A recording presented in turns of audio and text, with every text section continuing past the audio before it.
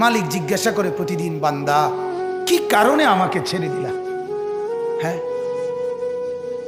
রাত 12টা বাজে তুমি ঘুমায় গেলা, মা ঘুমায় গেল, বাপ ঘুমায় গেল, বিবিও ঘুমায় গেছে, পাড়া পড়শি ঘুমায় গেছে।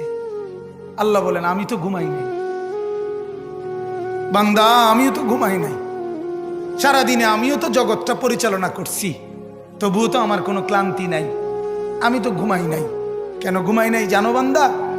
রাতের 2টা বাজে যদি তোমার পেশাব করতে হয়, রাতের 3টা বাজে যদি তোমার দরজা খুলতে হয়, তখন যদি তোমাকে উঠতে হয়, আর আমি যদি ঘুমায় যাই বান্দা, তোমারে চোখ মেলে দিবে কে?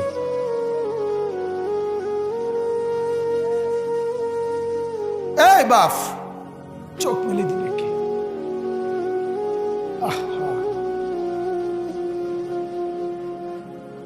আল্লাহ আমাদেরকে মাফ করে। কোরআনুল কারীমের মধ্যে আল্লাহ তাআলা বলছে, ওয়া হুয়াল্লাযী ইয়াতাওয়াফফাকুম বিল-লাইল। কোরআনে আল্লাহ বলে, বান্দা শোনো, প্রত্যেকটা মানুষকে রাত গভীরে যে ঘুম আমি দেই, সেটা ঘুম না, আমি ওয়াফাত দেই, আমি মূলত মৃত্যু দিয়ে দেই। আবার আমি দয়া করে একটা নির্দিষ্ট সময় পরে চূড়ান্ত মৃত্যু দেব বলে আমি আবার সেই হায়াত সকালবেলা যখন জাগতে শুরু হয় তখন আমি ফিরে দেয় আল্লাহ। এমনও মানুষ আছে পৃথিবীতে, রাত্রিবেলা ঘুমাইছিল ভালো মানুষ, সকালবেলা আর জাগে নাই। আমার একজন দূরসম্পর্কীয় চাচা আছে, প্রফেসর ছিলেন, ভালো মানুষ ছিলেন, রাত্রিবেলা জলজ্জান্ত মানুষ ঘুমাইছে, সকালবেলা আর দরজা খুলে দেখছে ওই মানুষটা জীবিত ছিল না, মারা গেছে। হতে পারে না? হতে পারে কিনা বলেন না?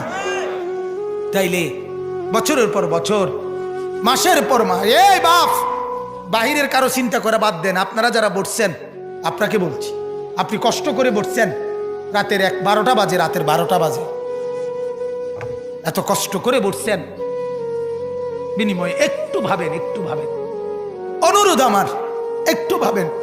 আজ মাঝে মাঝে মন চায় আল্লাহর বান্দা মুসলমানদেরকে বুকে জড়ায় ধরে কাঁদি যে বাপ, কেন এত ভুল করছেন? আল্লাহকে কেন এত নারাজ করছেন?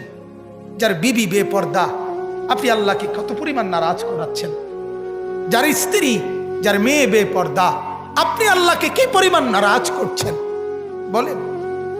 এক কুকুর মরলে, লাশ ফেলে রাখলে যেই দুর্গন্ধ ছড়ায়, সেই দুর্গন্ধে অল্প কিছু মানুষের কষ্ট হয় কিছুক্ষণ, কিন্তু এক নারী বেপর্দা হাঁটলে যে যুবকগুলোর চরিত্র নষ্ট হয়, সেই নারী এক মরা লাশওয়ালা কুত্তার চাইতেও বেশি দুর্গন্ধ ছড়ায়। কুকুরের দুর্গন্ধ এত বেশি ছড়ায় না, বেপর্দা নারীর দুর্গন্ধ যে পরিমাণ ছড়ায়। সে তো শত শত যুবক তার চরিত্র শেষ করে দিছে।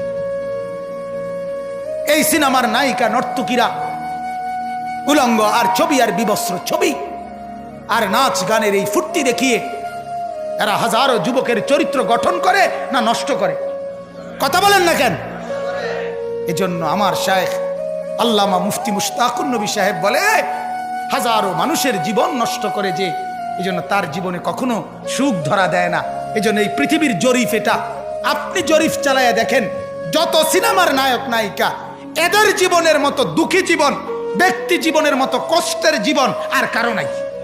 আপনি খবর লাগান, আপনি খবর লাগান, এদের মতো লাঞ্ছনা।